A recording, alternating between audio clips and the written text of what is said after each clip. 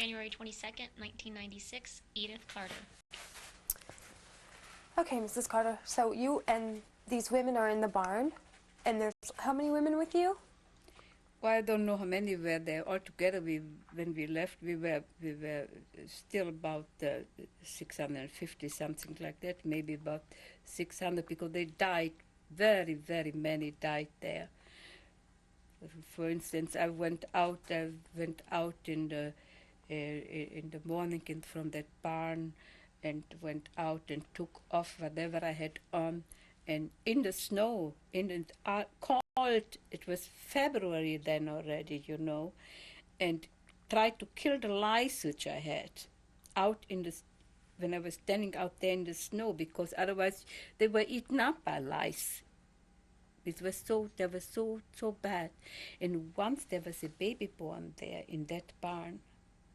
I never ever even wanted to think about that anymore.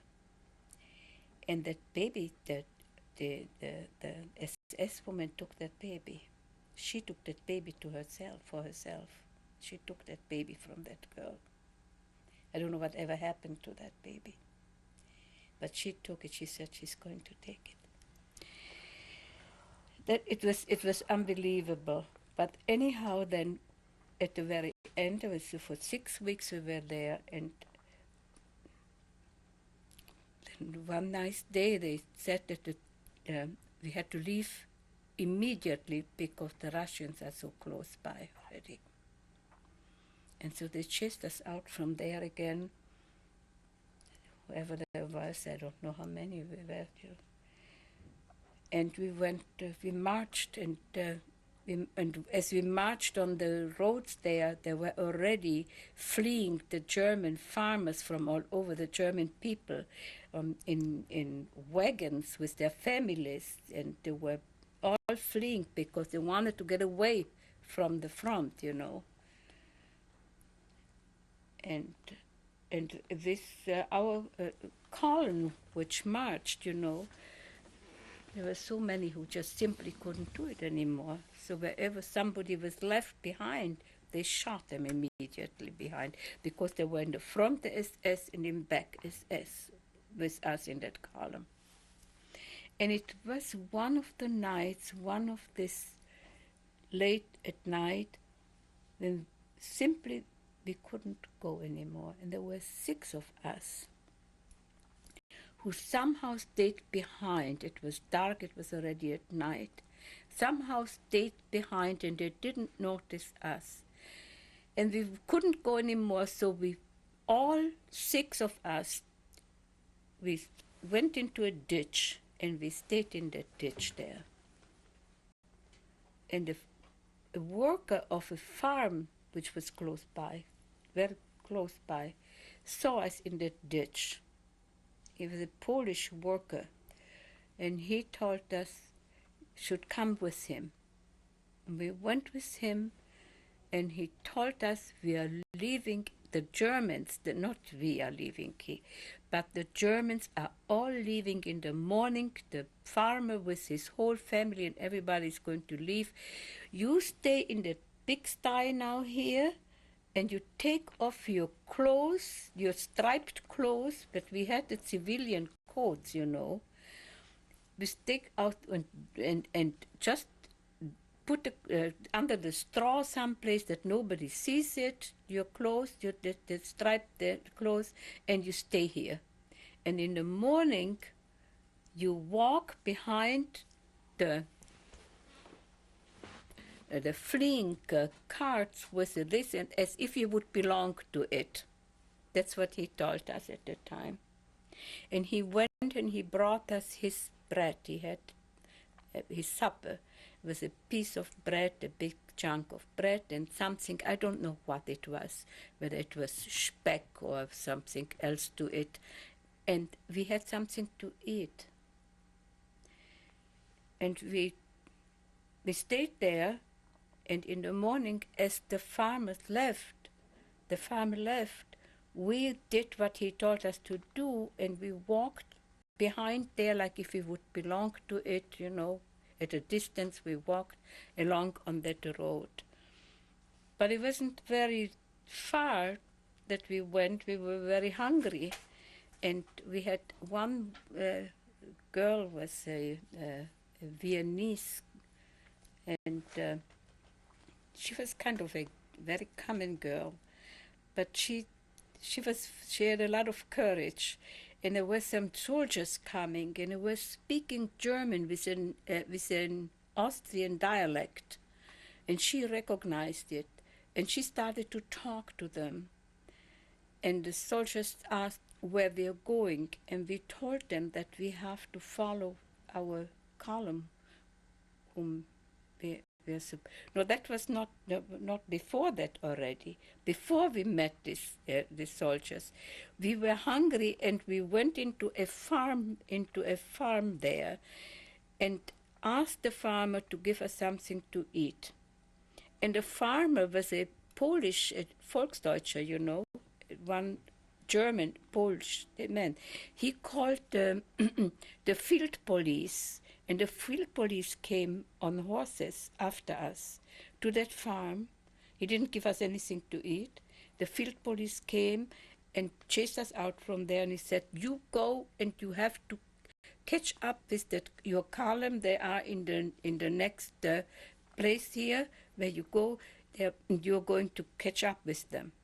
And they rode with on the side of us for quite some time, and then they left, and they thought that we are going there. And that's when when those soldiers came. There were three soldiers or something like that, and that Shari was her name, and she started to talk to them and told them that we have to go to the next village or whatever it is, and we have to catch up with that column of ours. They were supposed they wanted to lead us into the sea. That was the aim, you know. And he said, no, no, no, no. We are leaving this place here now. We are evacuating everything because the Russians are going to be here any time. You go in here and into that farm, and you stay there. There was a small place, you know, and on farms they have very often a small building where the old owners usually live, you know, the old farmers live there when they retire, when they can't work anymore. And so in this place there were all around the big room were cots where the soldiers had slept, and he told us, you stay here, and very soon the Russians will come. We are leaving. And it was warm in the place, and there was even some hot cereal or something they had there. And you see, he told us to close the shutters. That's what we did. And for the first time, we were warm, and we lied down, and very early in the morning, we heard already the very rattle of the heavy artillery. The Russians were coming in, and they are the ones who liberated us. That was the end. And we were 6 starved young women there, and all these Russian soldiers, and that was a place where they sent a lot of Russian criminals, because that was the real worst front up there, you know. It was very, very bad when the Russians came. And again, there were 2 British, and I think there were 2 French, 2 British and 2 French prisoners of war who came, who saw us there, and who took us, loaded us on a cart, on a wagon, and took a horse from the farm where we were, and wanted to take us away from there, from the front, because we were all sick and couldn't go on anymore. And on the way to the next town, the Russians took us that horse away, so those 4 guys pulled us into all the way into that next town. I think it was Neustadt, I'm not sure what it was, and straight into the hospital. And it was a hospital. There were Polish, German and Polish Volksdeutsche again, nuns, Catholic nuns, who ran that hospital. It was a small hospital. And they were not very happy that we came, and they were sorry that we were still alive. We all 6 of us had typhoid in a very, very bad way. And this is how we survived. We know none of us thought that we ever get out of there. And they didn't give us even to eat there. When we got a little better, when I was a little better, I remember it was on the first floor. I went out the window and got from the Russian field kitchen some soup so we would have something to eat. And then eventually, when we were little, but I don't know how long we were there, we were quite a while there, because we didn't get away until sometimes in March. And we got March. They put us then on a train that we should go to Bydgoszcz, that's Bromberg, Bydgoszcz in Poland, where there was a repatriation camp for all the people who returned from concentration camps. And this is where they put into groups the Czechs, the Poles, the Austrian, the Greeks. There were Greeks there, and all according to nationalities, they were supposed to put us together. Then from there we were then supposed to be shipped off. So the 6 of us were on that train to go to Bydgoszcz, and again, Dida and I, the 2 of us, went in a station off the train to get some soup again from everywhere there were these soup kitchens from the Russian soldiers, you know. And we went for the soup, and we came back, and the train was gone. So Dida and I, we were the 2 of us standing there at that station. There was nothing but soldiers around. And what to do? What are we going to do? So the station master was very nice. He locked us into the office in the evening, and he said, you stay here in the morning, I put you on the train, and you're going to go to Bydgoszcz. So we slept, Dida and I, we slept on top of the desks there that night. And in the morning he put us on a train, but it was already a different train. That was a train filled with soldiers going home.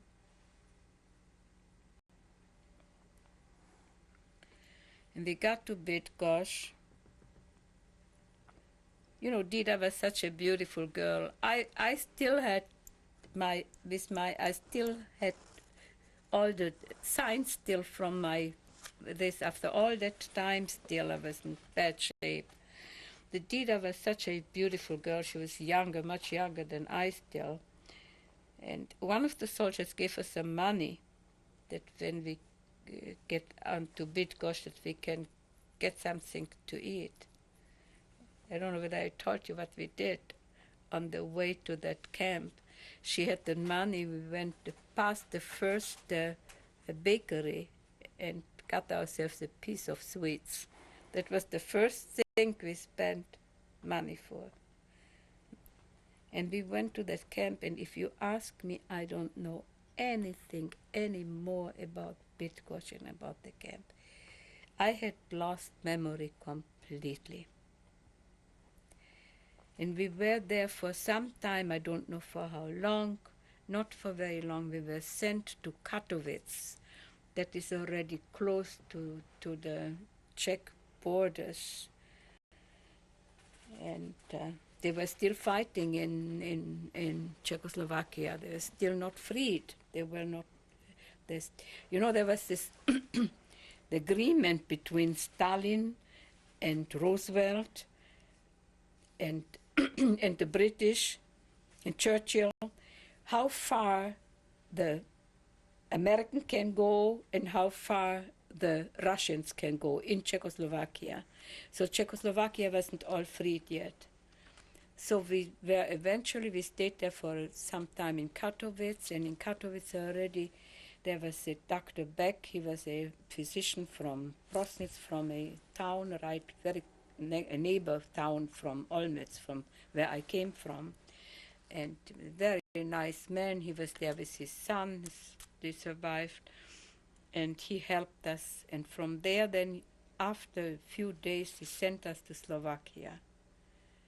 And we were in Slovakia for quite a while still, and not until in May did we get to go on, because not until in May was Moravia and Bohemia freed for for anybody to come back. I don't remember anything about that camp in Slovakia anymore at all. It was Russians, only Russians there already. But then on a truck, Dida, that girl who lives in Israel, and I, and another one of the 6 girls, went on the truck. Dida and Vera were from Bohemia, and that truck, that driver drove to Bohemia through Olmütz, and he dropped me off in Olmütz. And I had a pair of blue jeans on and a checked flannel shirt from that farmer where we stayed at last. That's how I was dropped off on the main street in Olmütz. Didn't know what to do, where to go to. I had one cousin of my mother's who was in a mixed marriage too, and he survived. I thought he survived because they were only sent in the very last few months. They were sent, the Jewish parts of mixed marriages were sent to Theresienstadt. So I went to that place where they used to live before we left. He wasn't there until they told me he lived someplace in a suburb. And I walked and walked and walked and got to them. And they were there. And the worst of all was that nobody had come back. Nobody. I was the only one who came back. That was the worst part of all.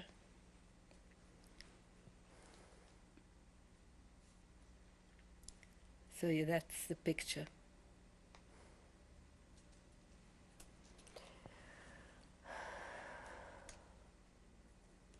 So then what did you do in Olmütz?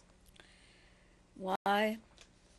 I went to a repatriation camp. There was a girls' school, a college, and that they had equipped for repatriants, And I was there for maybe just for 2-3 days. And then I went to a cousin of mine who was from a mixed marriage too, who was in Olmütz, stayed with her for a few days. And right afterwards I got from the city of Olmütz, they gave me the keys to my father's property because that was emptied out, everything. The Germans had to leave, all the Germans had left. And so I went there and I took with me that uncle that had survived, that cousin of my mother's, with his wife. I stayed in my father's home. They had made out of that one house, they made 2 apartments, the Germans, and I lived downstairs and I gave him the upstairs and lived upstairs. And then I was hoping that, I was hoping and praying that my brother maybe and my brother-in-law and my husband would come back. But nobody came. And then a few people who came back, came every day out to my place and we sat together. We couldn't sleep. Nobody could sleep. Nobody could do anything. We talked and talked. Who is back and who is not back? There were just a handful of people who had come back. I found out that my brother was no more going to come back. my brother-in-law died on the march back, on the very march at the end of the war, on the march back, he died. And I was still waiting for my husband to come. And friends of mine, Gentile people, urged me that I should start again to build up the business, you know. It was the equipment was there, but everything else was empty and nobody was there. And they gave me money, large amounts of money, that I should buy the raw material and that I should start. And I started together with this uncle of mine and a friend who came from Slovakia. He lived in Slovakia. They were in the same business, you know. And he came, he said, you can do it, you can do it, you have to do it if Ernst comes back, that you have something to start with. And so I started. And for months and months and months, we worked there, and we were very successful because after the war, the kind of what we did, we had a distillery, and that was like gold, you know, when I had the raw material to work with. And after months and months later, I just by chance found out that my husband is not going to come back, because still coming in from Germany, people who were not physically not able to undertake that trip back home, you know. And one day in the evening, we were again sitting there, and the bell rang out at the gate. I went to the gate, and a young boy was standing there. He was a friend of my youngest brother, Peter Fromovich, and I was so glad to see him that he came back, you know. And I said, Peter, hi, and took his hand, and he had no thumb. I said, what happened, Peter? How come? What happened? He told me that was when Ernst was killed. This is how I found out about my husband. He was killed in that camp where he was by American bombs. They bombed the place because it was they put the barracks for the prisoners, you know. They put them in the middle of the factories so that they maybe would not be bombed, but they had to bomb them anyhow. This is how my husband died. And that's about it. And that was the end, and it was the worst part of my whole life to know that I was there by myself.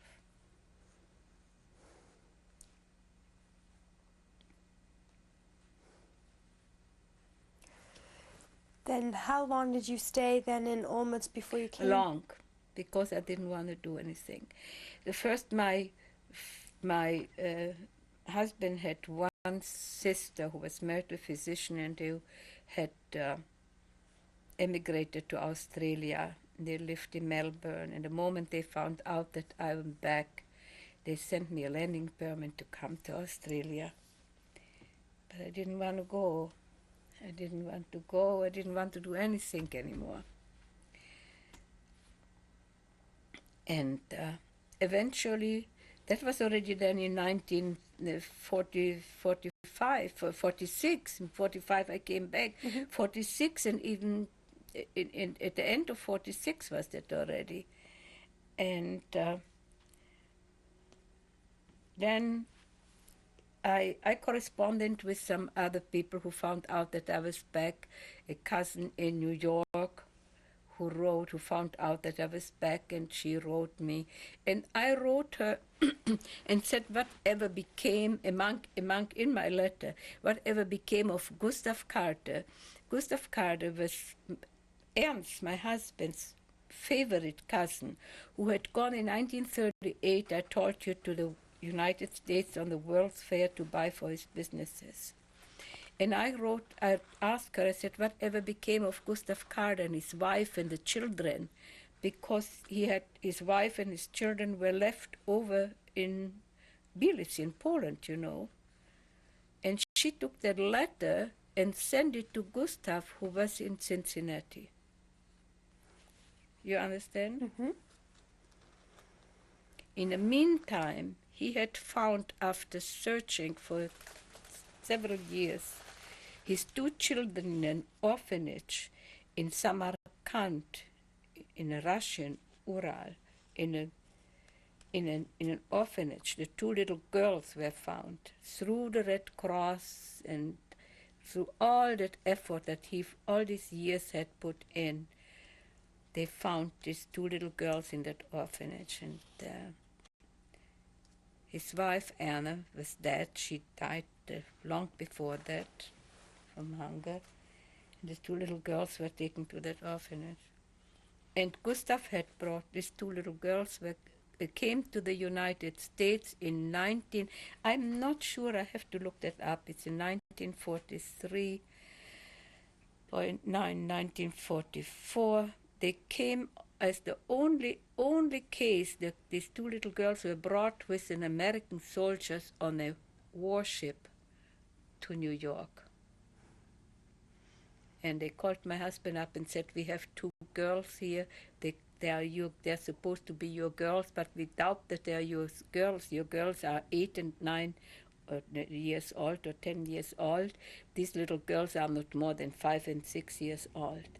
So my husband immediately went to New York and found the 2 girls. And this is how Gustav, in the meantime, when he found out that I was back, he immediately got in touch with me. He started to write.